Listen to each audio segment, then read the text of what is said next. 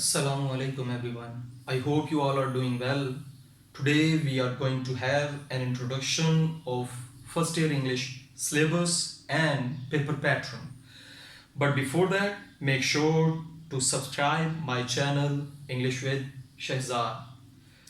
So let's student start our today's video, today's lesson. आज का जो टॉपिक है हमारा, आज की जो वीडियो है वो दो हिस्सों में डिवाइडेड है. सबसे पहला इंग्लिश सिलेबस पार्ट 1 का और उसके बाद पेपर पैटर्न. तो मैट्रिक के तलबा और तालबात ज़रा चौकन्ने हो जाएं, होशियार हो जाएं, क्योंकि जो कुछ मैं बताने वाला हूँ वो आपकी होश उड़ा देगा. क्यों? आज तक अभी तक मैट्रिक के इम्तिहानात के बाद आप लोग क्या कर रहे थे? प्रैक्टिकल्स की तैयारी कर रहे थे. कुछ एक बच्चों ने प्राइवेट कॉलेजेस में एडमिशन लिया होगा, कुछ ने अकेडमीज़ में स्टार्ट किया होगा, लेकिन before the classes get started lockdown हो गया, कोरोना की वजह से छुट्टियां हो गई. लेकिन अब वो लापरवाही से घर बैठे हैं, फारिग, कोई काम नहीं कर रहे. तो मैं आप लोगों को ये बताना चाहता हूँ कि आप लोग घर अगर फारिग बैठे हैं तो आप अपना कितना बड़ा नुकसान कर रहे हैं. हम आज के फर्स्ट ईयर इंग्लिश के सिलेबस को कंपेयर भी करेंगे साथ मैट्रिक के साथ.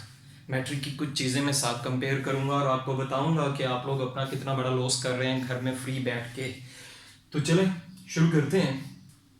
सबसे पहले तो हम सिलेबस की बात कर लेते हैं, बुक्स की बात कर लेते हैं, बुक्स की डिवीजन्स की बात कर लेते हैं. तो आप लोगों ने जो पार्ट 1 में फर्स्ट ईयर में FSC, ICS और FA में जो इंग्लिश की बुक पढ़नी है वो दो हैं. पहले नंबर पे तो बुक 1 है और दूसरे नंबर पे बुक 3 है. Book 1 is consisted on 15 chapters and book 3 consist of 3 plays and 20 poems. Book 1 जो है 15 चैप्टर्स पे मुश्तमिल है. अब ये 15 चैप्टर कौन से हैं, मैं सिर्फ यहाँ पे थोड़ा सा ओवरव्यू दूंगा आप लोगों को, ताकि आप लोगों को पता चले कि आप लोग किस चीज़ का सामना करने वाले हैं, कितना बड़ा सिलेबस आप लोग इस साल में पढ़ने वाले हैं मैट्रिक के मुकाबले में. मैट्रिक में आपने जो बुक पढ़ी थी, टेक्स्ट बुक पढ़ी थी, उसमें आप लोगों ने 13 चैप्टर्स पढ़े थे. उन 13 चैप्टर में से कोई एक चैप्टर भी ऐसा नहीं है जो इन 15 में से किसी एक के इक्विवेलेंट हो, बराबर हो, इक्वल हो लेंथ वाइज. कोई एक भी chapter, not even a single one. ये चैप्टर्स इंतहाई लेंथी भी हैं, नई वोकेबलरी पे बेस्ड हैं, नई प्रो पे बेस्ड हैं, मतलब नई नसर पे बिल्कुल नई वोकेबलरी आप लोगों को मिलेगी. नए तरह से ये लिखे हुए चैप्टर्स हैं, मॉडर्न इंग्लिश को फॉलो करते हुए ये सारे चैप्टर्स लिखे गए हैं. इंतहाई लेंथी भी हैं और मुश्किल भी. 15 चैप्टर्स. उसके बाद बुक 3 की बारी आ जाती है, जिसमें है 3 अदर प्लेस और 20 poems.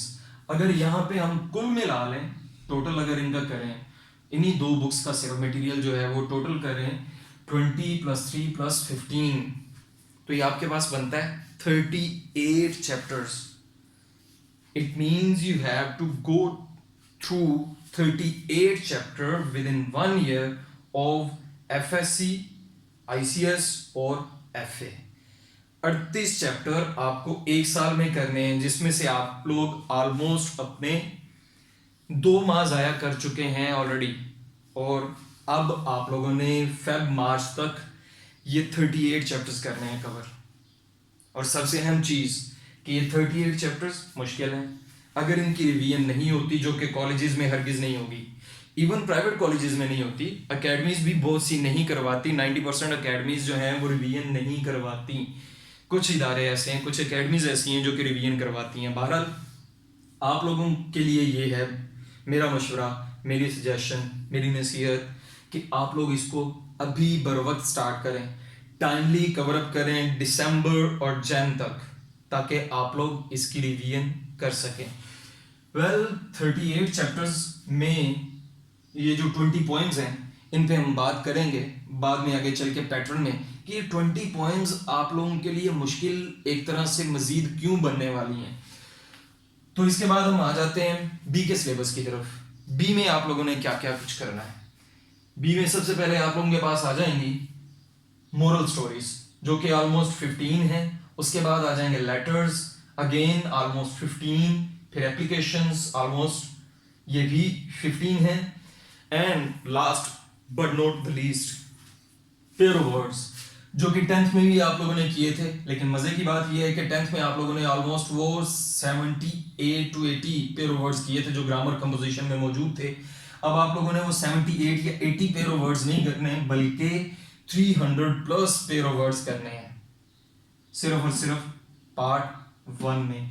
तो आप लोग यहाँ से अंदाजा लगा लें डियर स्टूडेंट्स कि आप लोगों के लिए कितना बड़ा पहाड़ जैसा सिलेबस आप लोगों का मुंतजिर है।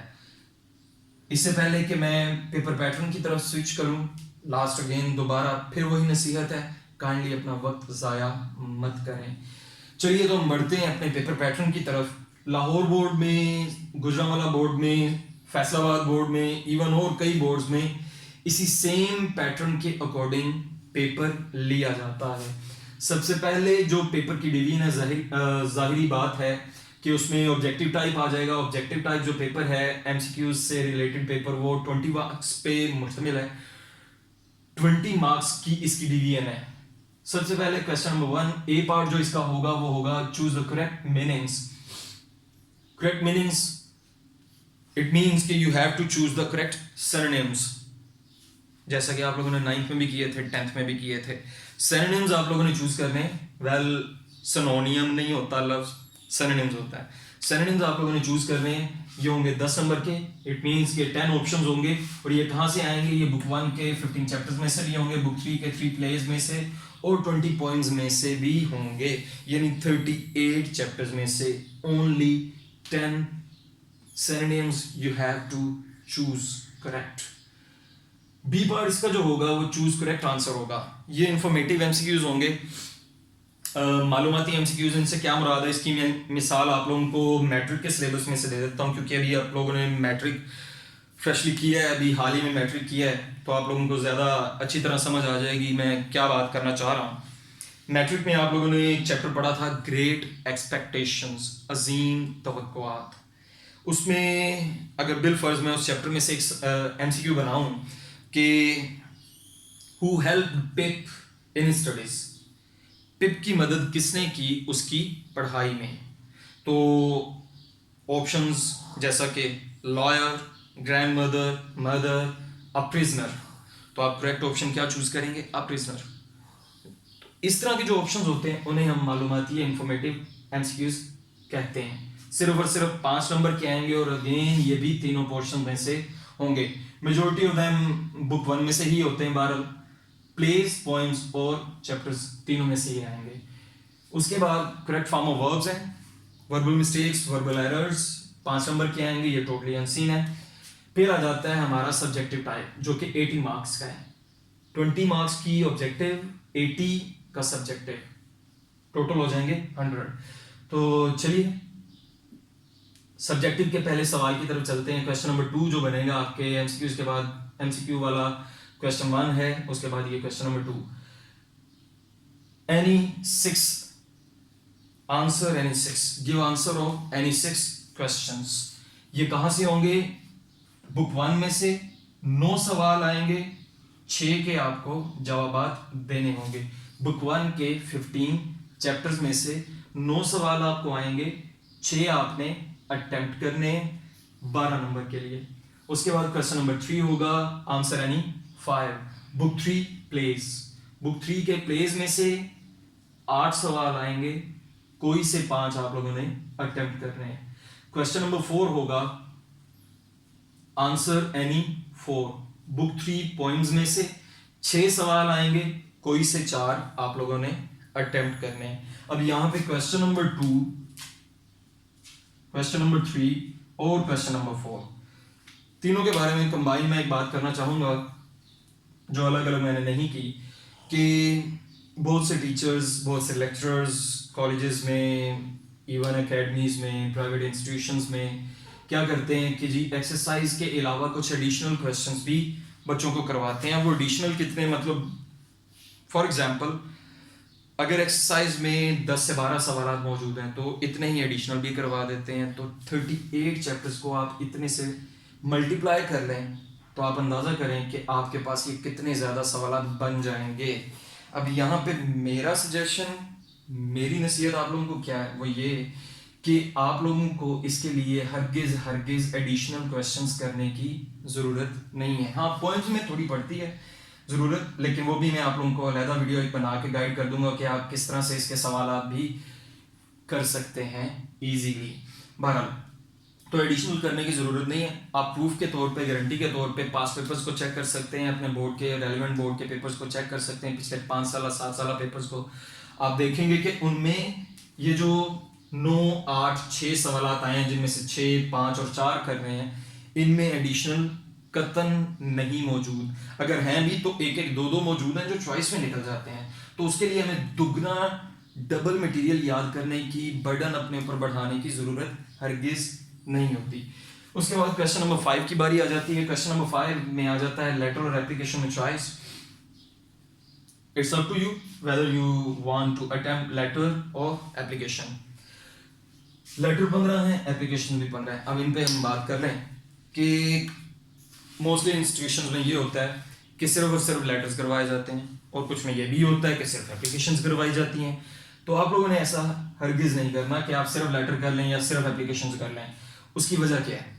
उसकी रीज़न स्टूडेंट्स ये है कि बाज़ औक़ात बोर्ड में, कोई भी बोर्ड है चाहे आपका, उसमें लेटर या एप्लीकेशन दोनों में से एक चीज़ अनसीन आ जाती है। और अगर ऐसा कुछ हो गया कि अनसीन या कोई नया टॉपिक आ गया, तो आप लोग लेटर या एप्लीकेशन उस पर नहीं लिख पाएंगे। इसलिए बेहतर यही है कि 8 से 10 टॉपिक इसके लिए जो मोस्ट इंपॉर्टेंट है, और 8 से 10 एप्लीकेशंस भी जो सबसे ज़्यादा अहम है, उनको हम लाजमी तैयार करें। उसके बाद क्वेश्चन नंबर 6 की बारी आ जाती है। क्वेश्चन नंबर 6 में right a story on the moral story आएगी। 2 मोरल्स आएंगे, दोनों में से एक पे आपको स्टोरी अटेम्प्ट करनी है।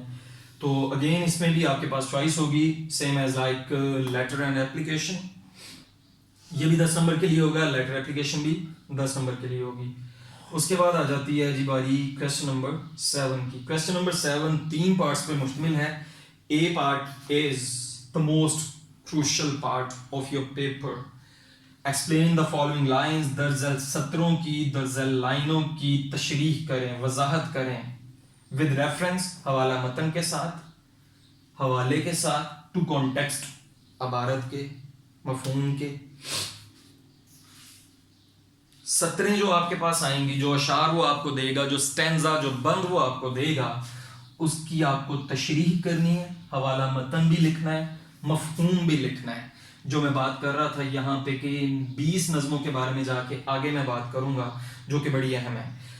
अब जो मैट्रिक से अभी अभी ताज़ा फारिग हुए हैं बच्चे, वो अच्छी तरह जानते हैं कि आज तक उर्दू में ही तशरीह हमसे ठीक नहीं हो पाई। उर्दू में भी तशरीह ठीक नहीं हम करते। अक्सर शायर का नाम गलत लिख देते हैं, अक्सर नज़्म का नाम गलत लिख देते हैं, फिर मफहूम मिलता जुलता ही नहीं हो रहा होता उसका, फिर तशरीह तो हमारी कतन रेलिवेंट नहीं होती, बिल्कुल ही इरेलीवेंट तशरीह हम लिख रहे होते हैं। तो अब आप अंदाज़ा करें, उर्दू में आपसे 3-4 नज़मों या गज़लों की तशरीहात नहीं बनती, तो अब आपने 20 नज़मों की तशरीहात याद करनी है।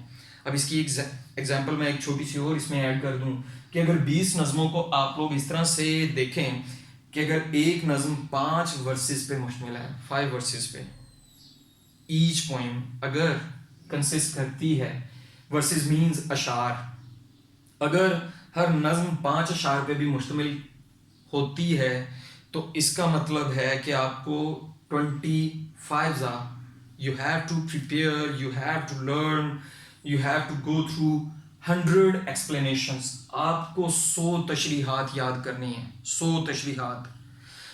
तो 100 तशरीहात याद करना, फिर 20 नज़मों के टाइटल्स याद करना, 20 शौरा कराम के, पोइट्स के नाम याद करना, ये बहुत बड़ा काम है।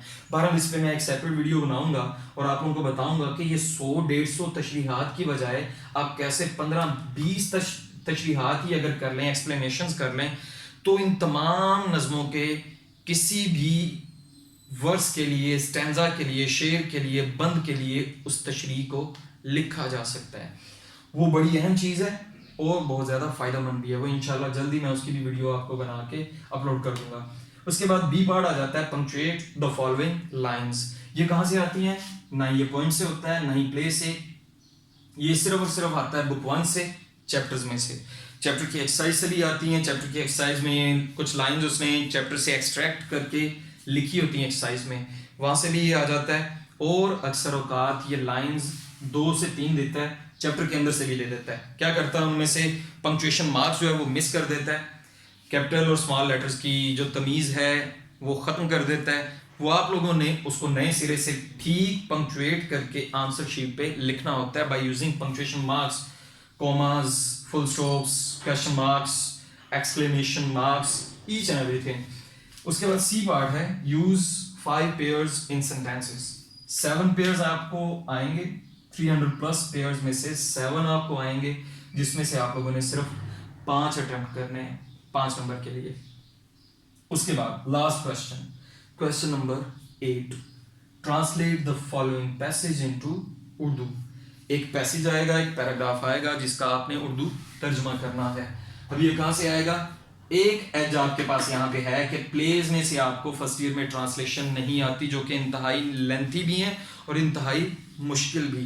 प्लेज में से ट्रांसलेशन नहीं आएगी, जाहिर बात है। पॉइंट्स में से भी नहीं आती, उनमें से एक्सप्लेनेशन आएगी। तो अब बचते हैं आपके पास सिर्फ बुक 1 के 15 चैप्टर्स, यहाँ से आपको ट्रांसलेशन आएगी। और सबसे अहम चीज़ कि वो पैरा एक ही होगा, चॉइस नहीं होगी, और 15 नंबर के लिए वो आएगा।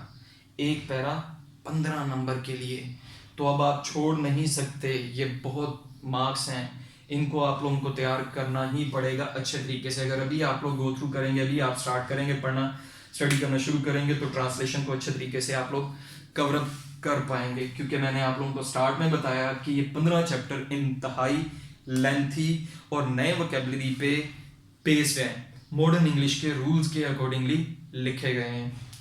तो आई होप सो आज की ये वीडियो आप लोगों को पसंद आई होगी, आप लोगों के लिए बहुत ज़्यादा नॉलेजेबल होगी, इंफॉर्मेटिव होगी।